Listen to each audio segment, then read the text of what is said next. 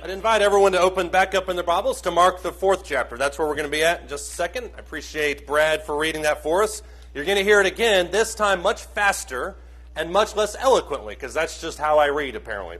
Mark chapter 4, starting in verse 35. See, now all I want to do is slow it down. Mark chapter 4, verse 35.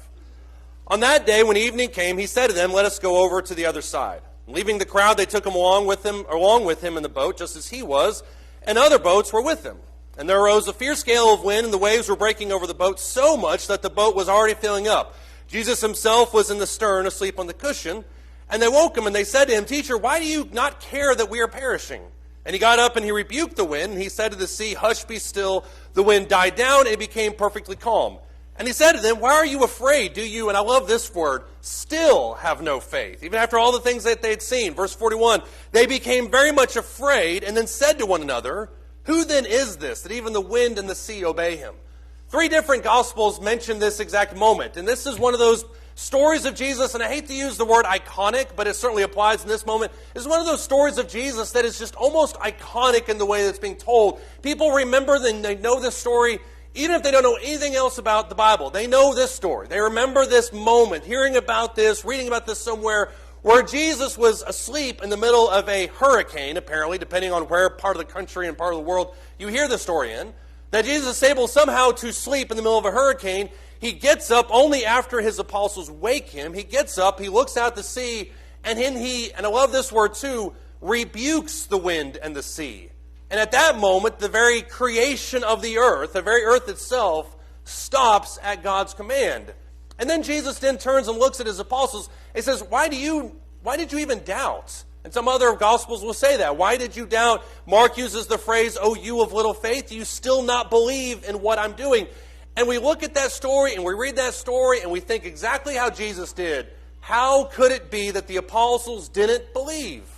How is it the apostles had seen everything that they had seen, known everything they known, heard everything they heard, still thought that for whatever reason, Jesus was going to allow the boat carrying all of them to just capsize in the middle of the Sea of Galilee? How is it that they could have such little faith? I would put forth to you that it's easy for us to look at this event 2,000 years later and say exactly that. How is it that those people have such little faith? It's a lot harder when you're the one in the middle of the storm. It's a lot more difficult when you're the one in the middle of the hurricane, in the middle of the storm, in the middle of whatever it is that life is throwing at you, and you look at God and you say, "Can you do anything?" You almost wish that Jesus was asleep next to you where you could just poke him and wake him up and say, "I don't know if you noticed, but there's literally a hurricane going on in my life right now. There are all these things that are falling apart. Family is betraying me. I'm dealing with numerous health issues. My job is threatening my very sanity. I don't even know if I'm going to have a job next week. I am literally living in the middle of a hurricane. God, if you can do anything, just do it." Doesn't that phrase sound a lot like the Son or the Father who walked up to Jesus and said, "Lord, if you can do anything, heal my son"? And Jesus, I think, rightfully then turns and looks at him and says, "If I can, do you really think that the problem with me not healing your son is my power?" And Jesus then looks at him, or the person that looks at Jesus and says, "I'm sorry, if you are willing, please do something like this." God's power can heal anything. It can take us out of any storm. It can help us move through any storm. It can calm nature. It can calm creation. It can do anything and everything. And we have passages in Scripture that tell us exactly what these apostles talk about, which is to not be scared, which is to not fear the storms, which is to find the patience and the peace and the hope that comes in the midst of life's most turbulent circumstances. We read passages like Philippians chapter 4 and verse 6, where it says, cast all your anxieties on him, for he cares for you. That's 1 Peter chapter 5 and verse 8. Philippians chapter 4 and verse 6 says that give all your cares towards God, and the peace of God will encompass your hearts and fill you with peace and understanding. We read those verses and we think, those are great ideas. They're just not very practical. And I think the problem that we have with those verses is not necessarily in the ability of God to do that, but in the how. Because we don't want to submit to some kind of Calvinistic idea that whenever we pray towards God in the middle of our turbulent life and the storms and the hurricanes that come upon us, we don't want to submit to the idea that God's going to supernaturally enter our heart. And I will tell you right now, I don't think that's what he does. I don't think that God supernaturally enters your heart and coats your heart with some kind of level of peace. And so we look at those Psalms, we look at those verses, and we say, okay, God tells us not to have any kind of doubts. God tells us to have faith in the storms, and then we read verses like this, and we can't connect those two. How does all of that happen? If that ever describes you, if that mentality describes you this morning, if it's ever described you, I want you to know that you are not alone. Let's go to Psalm 13 real quick. The Psalms, the book of Psalms, is just one big emotional outpouring of people towards God, and it's their hymn book for a reason, and hymns should always be written this way. Songs and worship like we just had should always be written in this way. It should always be performed this way. It should always be participated in this way with a lot of emotion attached to it. And as you would suspect, over 150 different Psalms, there are a lot of different circumstances. Arguably the biggest grouping in the entire Psalms are what's called Psalms of Lament. And almost all of these Psalms follow a very similar pattern. They almost always start off with this accusation, this depth of despair, this just giving airing of grievances that you may have towards God. And throughout the course of the psalm, they genuinely get back towards God. They generally kind of circle back to remembering who God is, or remembering where their faith needs to be. That's how almost all of these Psalms of Lament operates. Look in Psalm 13. This is one of these, for instance. He says, "How long, O Lord, will you forget me forever? How long will you hide your face from me? How long shall I take counsel in my soul, having sorrow in my heart all the day? How long will my enemies be exalted over me?" Don't raise your hands. But how many of us can identify with those verses? Then he goes on in verse 3, "Consider and answer me, O Lord my God. Enlighten my eyes, or I will sleep the sleep of death. My enemy will then say, I've overcome him, and my adversaries will rejoice when I am shaken. But I, however," verse 5, "have trusted in your loving kindness." I still trust in it. That's what he says. "My heart shall rejoice in your salvation. I will sing to the Lord because he has dealt bountifully with me." These are almost two different psalms. The guy at the beginning of Psalm 13 says that my heart is in despair. I'm in the middle of these really dark times. And then verse 6, 5 verses later, he says, "The Lord has dealt bountifully with me." And that's really the beauty of these Psalms of Lament, as they operate in a very humanistic idea, where I'm able to pour out my heart and then be reminded of what truly matters. In the exact same way these people were. How they kick Jesus, or I'm sorry, maybe they don't kick him, but maybe they poke him, they wake him up somehow, because obviously the storm didn't do that. They wake him up, they say, "Do you see the storm?" And then at the end of the story there in verses 40 and 41, they say, "Who is this, that even the winds and the waves obey him?" How do you make that transition? How do you find that growth in your life? I would argue that it comes through these Psalms of Lament, the ones that occupy literally a third of the entire book. The Psalms of Lament teach us a lot of things. I would argue one of the first things that they teach us is the value of being honest with God. In reality, when we sin and when we have these moments in our life where we trespass against God, we're a lot like Adam and Eve. Adam and Eve are not that dissimilar from us, our very first ancestors. When we sin, the one thing that we want to do is we run in the opposite direction. And we run and we hide, and we go make ourselves scarce because we can't, for whatever reason, see ourselves as being inside the very presence of the Almighty. And so we run and hide. And even if we don't say as much in our actions, we certainly say as much in our prayers, where we coat our prayers with things like, "Please forgive me of my sins." And we don't really want to get nitty-gritty, because that's not really need to be brought up. Or we don't really want to get into the nitty-gritty of what we need to do with our lives, because we don't really face that right now. We want to leave that over there. And yet what the psalmist shows us throughout the Psalms of Lament is the value and the utmost importance of being brutally honest with God. Look at Psalm 88. If you haven't noticed, most of our passages will be from Psalms. Psalm 88. Psalm 88, starting in verse 5. Psalm 88, starting in verse 5. He says, "Forsaken among the dead, like the slain who lie in the grave, whom you," talking directly to God, "whom you remember no more, and they are cut off from your hand. You have put me in the lowest pit, in dark places in the depths. Your wrath has rested upon me. You have afflicted me with all of your waves. You have removed my acquaintances far from me. You have made me an object of loathing to them. I am shut up and I can't go out. My eye has wasted away because of affliction. I've called upon you every day, O Lord. I've spread out my hands to you." This is a deeply distressed individual. Verse 10, now he talks about the willingness of God, not the inability, but the willingness of God to even extend that help after he's dead. Verse 10, "Are you going to perform wonders from the dead? Will the departed spirits rise and praise you, and your loving kindness be declared in the grave? Will your faithfulness be proclaimed in Abaddon? Will your wonders be made known in the darkness, your righteousness in the land of forgetfulness?" Here's the translation. When are you going to do something, God? Are you going to wait till I'm dead to start doing something about my life? Verse 13, "But I, O Lord, have cried out to you for help. In the morning, my prayer comes to you. O Lord, why do you reject my soul? Why do you hide your face from me? I was afflicted and about to die from my youth on. I suffer your terrors. I'm overcome. Your burning anger has passed over me. Your terrors have destroyed me. They have surrounded me like water all day long. They have encompassed me altogether. You have removed lover and friend far from me, and my acquaintances are in darkness. This is an extremely pessimistic psalm. Nobody's going to turn this into a hymn in the next revision of our songbooks. Nobody.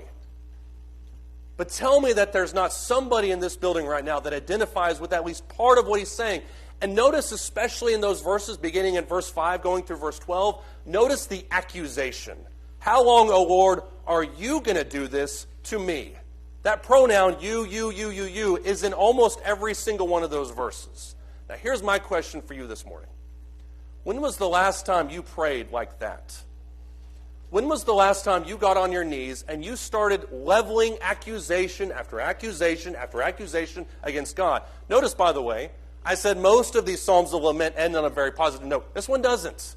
He ends it with a veritable mic drop, and he says, when are you going to do something about this, God? When was the last time you prayed like that? I would wager that it probably isn't very often, primarily because the last thing in our lives we ever want to be is like Job.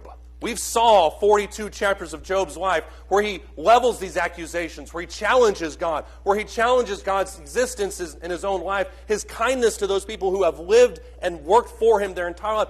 They challenged that, and we saw how God responded. So we're not going to do that in our prayers.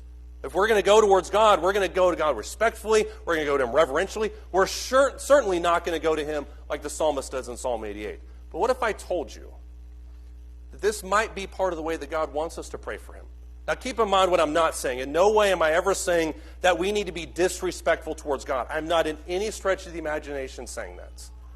But what I am saying is, what if God wants us to be this open, this vulnerable, this blunt, this honest in our dealings with him? Most of our prayers, and I'm sure I'm not the only person in this room that can say that, most of our prayers are very vanilla. We say things that we've said before. We may say things we've heard before. We may speak in generalities. But we very rarely get into the minutiae of our prayers and really lay bare our complaints before God. But there's something amazing that happens when we do become vulnerable with God.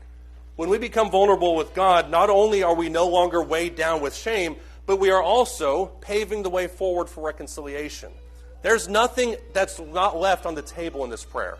The psalmist gives him exactly what he says, what's in his heart, but he still goes to God in the first place. And that's why I think this vulnerability is good. Sometimes we rage against God, and we say all these different things, and we think, well, maybe I shouldn't do that. Maybe I shouldn't be honest. Maybe I shouldn't tell God exactly what I think about his dealings with me because I don't want to offend him. You already think that. He knows what you think. But in saying these types of prayers, what we're signaling to God is, you're the only one that can do something about it. It's not found in the bottom of a bottle. It's not found with these friends who forsake me.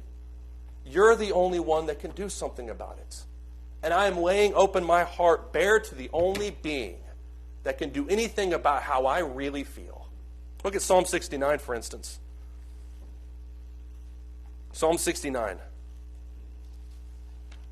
Once again, I'm not at any point saying that we need to be disrespectful. Please do not think that. But all of us have felt similar ways like this, and there's value in getting that out sometimes in our prayers. In Psalm 59, starting verse 5, notice what he says here. He says, "O God, it is you who knows my folly. You know everything about me. My wrongs aren't hidden from you. May those who wait for you not be ashamed through me, O Lord of hosts. May those who seek you not be dishonored through me, O God of Israel. Because for your sake," once again the accusations, "I've borne reproach. Dishonor has covered my face. I've become estranged from my brothers. I'm an alien to my mother's sons. For zeal," notice, does this sound familiar? "For zeal for your house has consumed me. And the reproaches of those who reproach you, they've fallen on me. When I wept in my soul with fasting, it became my reproach. When I made sackcloth my clothing, it became a byword to them. Those who sit in the gate talk about me, and I'm the song of drunkards." You know why his life is this way? Because of God. He mentions that very explicitly there in verses 7 and 8. He says, the reason that I am estranged is because of my devotion to you. And that may sound exactly like a lot of Christians, but look at how what he says in verse 16. Starting in verse 16, he says, "Answer me, O Lord, for your loving kindness is good. According to the greatness of your compassion, turn to me. Do not hide your face from your servant, for I am in distress. Answer me quickly.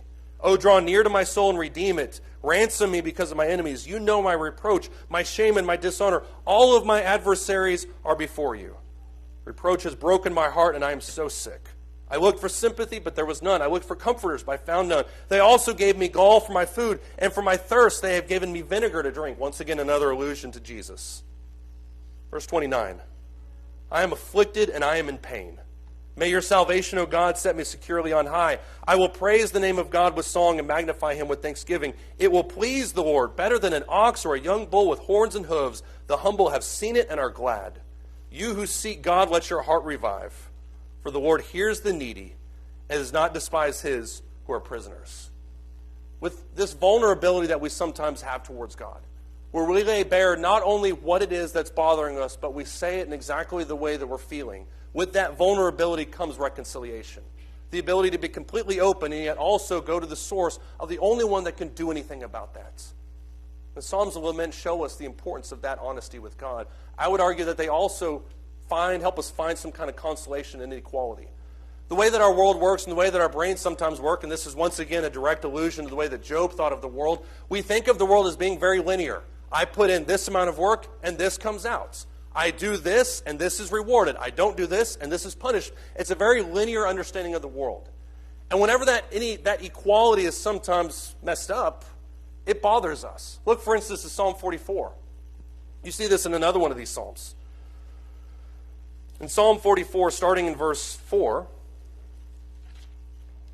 by the way, the original number of Psalms that I had for this sermon was about 137, so I tried to whittle it down, but it is still a lot of reading. Look at Psalm 44, starting in verse 4. He says, You are my king, O God. Command victories for Jacob. Through you we will push back our adversaries. Through your name we will trample down those who rise up against us. For I will not trust in my bow, nor will my sword save me. But you have saved us from our adversaries, and you have put to shame those who hate us. In God we have boasted all the day long, and we will give thanks to your name forever. That is the prayer and the psalm of a very devoted individual. If I'm not God, but if I was God and I looked at somebody who said that to me, I would say this is somebody who is trusting in my power. But then something weird happens in verse 9. Yet you, verse 9, have rejected us and you've brought us to dishonor. And you do not go out with our armies. You cause us to turn back from the adversary, and those who hate us have taken spoil for themselves. You gave us as sheep to be eaten, and you have scattered us among the nations.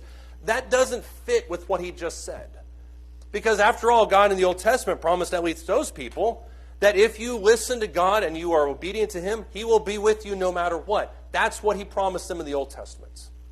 So how is it possible that the psalmist can talk about his devotion towards God and then in verses 9 through 11 say, you've broken us, you've abandoned us? That doesn't seem to fit.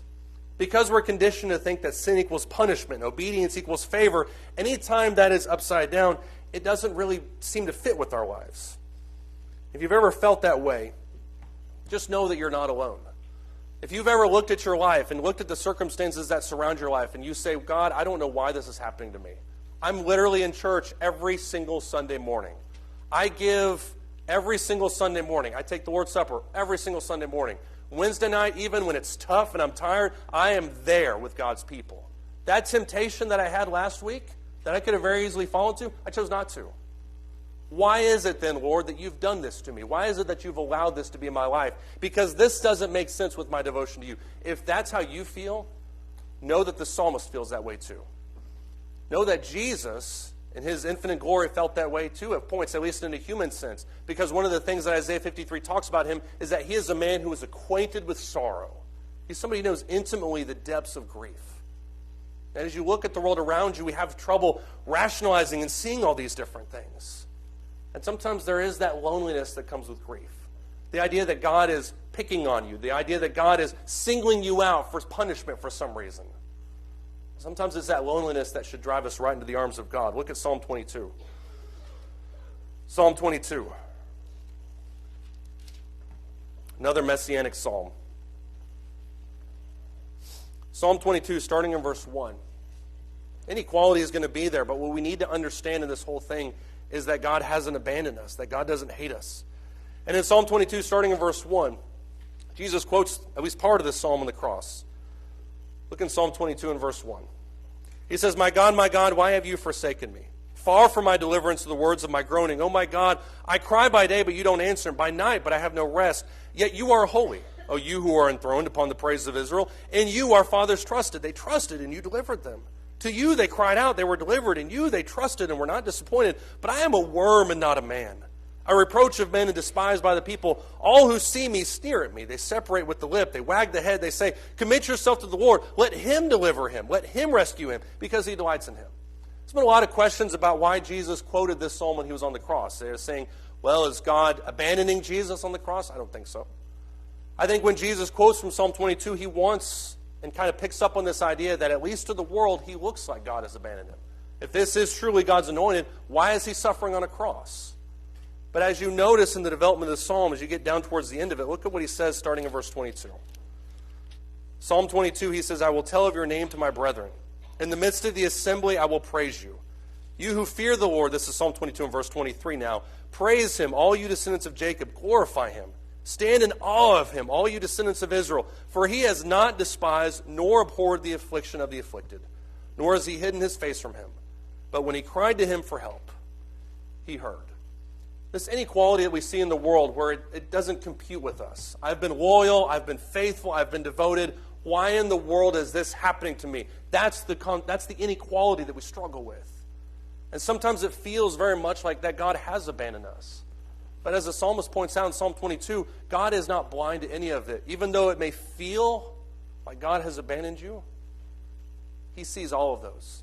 There's another one of these Psalms of Lament that I think is really beautiful, where literally the psalmist says, put my tears in a bottle. Are they not recorded in your book? God sees the affliction of his people. And so even though it may feel like God has abandoned you for whatever reason, the reality is that as long as we're devoted to him, God's not far from us. And that's a hard rationalization for us to have. And sometimes, and I mean this in a good way, they make us question our own abilities. In the midst of our honesty, sometimes we go up to God and we question our strength and our power. When we get anxious about the world and the storms that come around us, it's because we feel like they're overpowering to us. There's no question why the apostles looked at the storm and got afraid. It's because they thought that storm could destroy them. Obviously, they're people, and this is a really big storm. We deal with the same thing. If I'm mowing the lawn and a leaf comes along and it hits me in the face, unless it's a really powerful leaf, I'm not really afraid of that thing. If I'm mowing the lawn and an F5 tornado shows up, still wind, by the way, an F5 tornado comes up, I'm going to be scared of that. Not scared of the leaf because that's smaller than me. Scared of the tornado because it's much bigger than me. And so our anxiety sometimes is directly relative to how we view our power in the world. And when things seem like they're insurmountable, we panic. We get scared because we don't know if we're actually going to be able to overpower them. This is what psalmist dealt with in Psalm 54. Look at that. Psalm 54, starting in verse 1.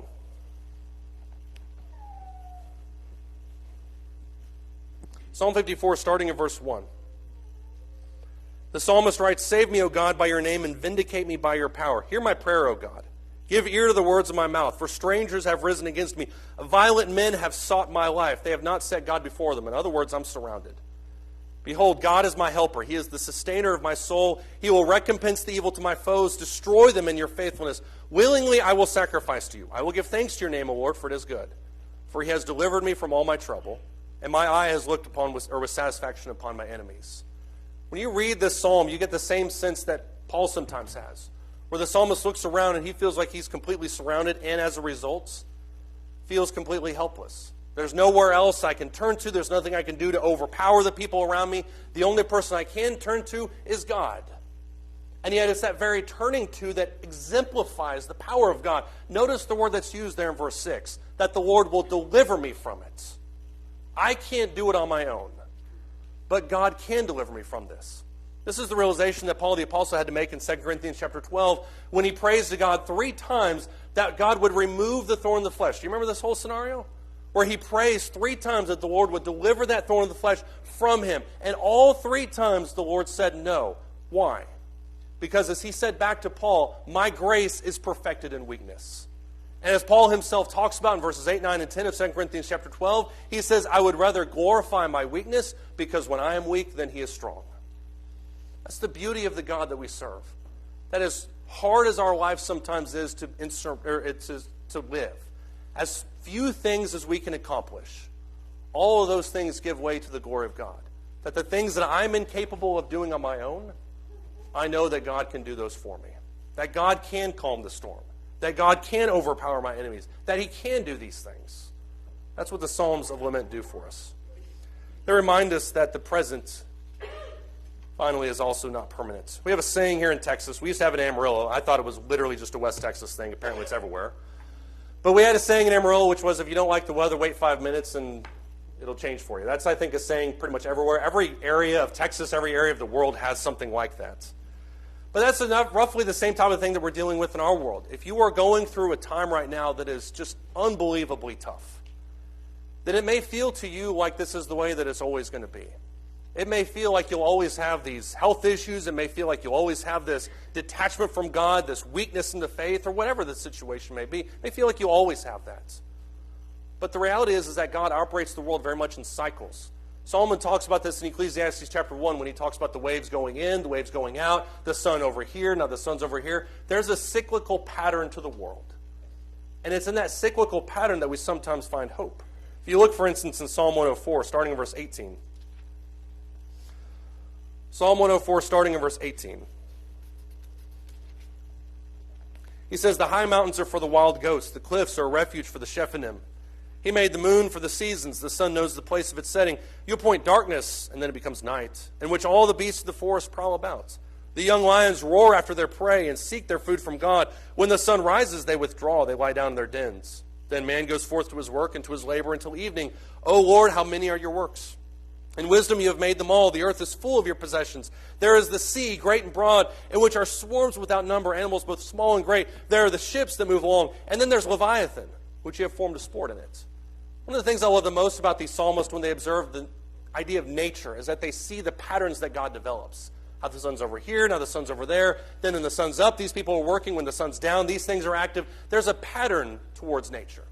And in our little microscopic world, we think, well, this thing that I'm going through is going to be the way that it always is. And that's just not true. Because as we know, everything changes. Everything moves. Everything evolves. Everything switches. Everything has their pattern. And it's in that world that we see, and I would say, argue, that we find hope.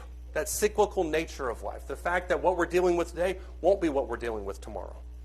But there's another meaning also there. I think when you look at Psalm 90, you see something else that he talks about with the cyclical nature of life. It's just because what you're dealing with now is what you're dealing with, it doesn't mean that you'll be dealing with it tomorrow. In Psalm 90 and verse 3,